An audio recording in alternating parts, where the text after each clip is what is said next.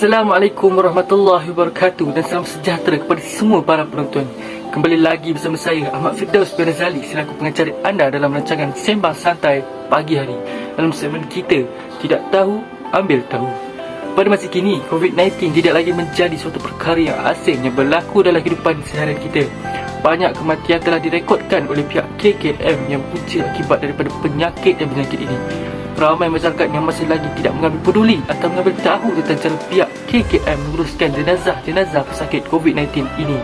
Oleh itu, pada pagi ini kita akan mengadakan sebuah sesi temu ramah bersama para panel kita pada pagi ini dengan sebuah tajuk atau isu kini iaitu pengurusan jenazah semasa COVID-19.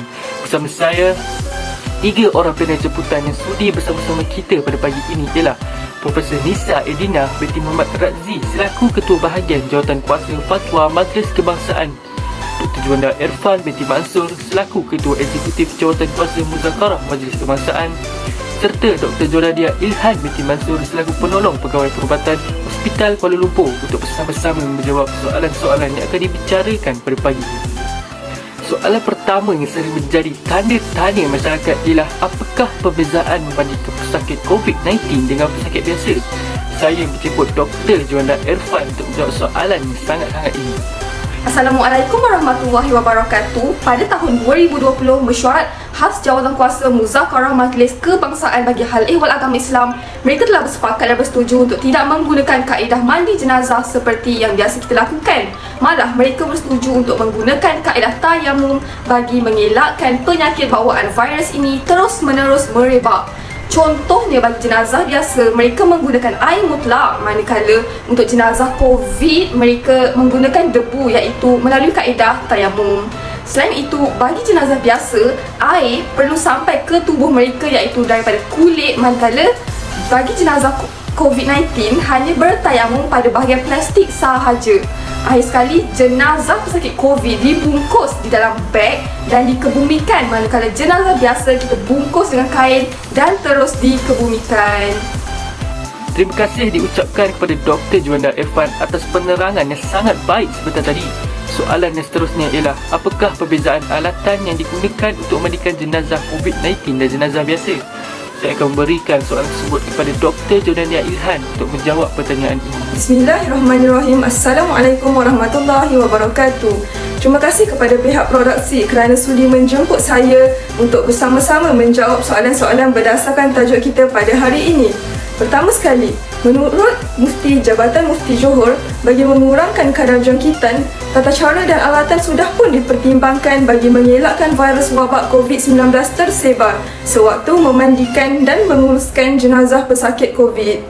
Bagi pesakit COVID, alatan yang hanya diperlukan ialah debu tayamum bagi jenazah dan juga full set PPE ataupun Personal Protective Equipment bagi pengurus jenazah. Menurut Kementerian Kesihatan Malaysia, hal ini bagi mengelakkan jangkitan terus berlaku secara langsung. Manakala bagi peralatan pesakit biasa pula, alatan yang diguna pakai adalah air bersih, sugi, 7 batang putik kapas, kapur barus, air daun bidara, sabun mandi dan sedikit kapas. Setakat ini, itu sahaja prosedur alatan yang telah diaturkan sepanjang menghadapi pandemik COVID-19. Terima kasih diucapkan kepada Dr. Joradia Ilhan atas penyampaian beliau tentang perbezaan alatan yang digunakan untuk menguruskan jenazah COVID-19 sebentar tadi. Kini, soalan seterusnya merupakan soalan yang diterima oleh kami melalui laman media sosial kami yang berbunyi, adakah memadai dengan tayamum tanpa perlu dimandikan? Apakah pula hukumnya? Oleh itu, saya akan menyerahkan soalan tersebut kepada Profesor Nisa Edina untuk menjawab soalan ini. Dipersilakan. Assalamualaikum warahmatullahi wabarakatuh. Terima kasih diucapkan kepada moderator Firdaus kerana sudi menjemput saya bagi menjawab persoalan-persoalan yang menjadi kekeliruan masyarakat hari ini. Pada asasnya, jika jenazah bukan pesakit COVID-19 iaitu dalam keadaan biasa, maka diwajibkan ke atasnya 4 perkara. Pertama, memandikannya. Kedua, mengkafankannya. Ketiga, menyembayangkannya atau melaksanakan solat jenazah ke atasnya. Keempat, mengebumikannya. Ini adalah asas fardu kifayah menurut ijma' para ulama tanpa khilaf. Tetapi dalam isu penyakit berjangkit seperti COVID-19 ini, di mana ia boleh memberi impak yang buruk kepada orang yang mengebumikannya dan memandikannya, maka isu ini telah dibincangkan panjang lebar bersama Kementerian Kesihatan Malaysia KKM, iaitu sebanyak 2 kali pakar-pakar perubatan termasuklah pakar-pakar kawalan penyakit berjangkit hadir ke pejabat mufti wilayah bagi mengadakan sesi penerangan dan soal jawab. Akhirnya, dalam mesyuarat khas Jawatan Kuasa Muzakarah, Majlis Kebangsaan bagi Hal Ehwal Agama Islam MKI memutuskan bahawa mereka hanya ditayamum sahaja. Perkara ini diambil kira mengikut fatwa yang diputuskan terdahulu kerana penyakit berjangkit ini cukup sukar untuk diatasi. Dalam Islam, terdapat rukhsah, yakni pengecualian dan kelonggaran terhadap hukum sekiranya terdapat keadaan-keadaan yang boleh menimbulkan kemudaratan kepada nyawa manusia. Penerangan sangat-sangat baik diberikan oleh Profesor Nisa Erdina tentang soalan sebentar tadi. Oleh itu, kesimpulan yang boleh saya simpulkan di sini ialah teknik mandi jenazah merupakan suatu perkara yang baharu yang perlu diterima oleh seluruh masyarakat. Terdapat pelbagai kaedah yang dapat memudahkan seluruh masyarakat ketika urusan jenazah dilakukan. Ini juga merupakan rukhsah yang diberikan dalam Islam supaya hamba terus bersuci walau dalam keadaan ketir, sekaligus meninggalkan kemungkaran, dan ini juga membuktikan bahawa Islam itu mudah untuk diamalkan walau apa cara sekalipun yang datang.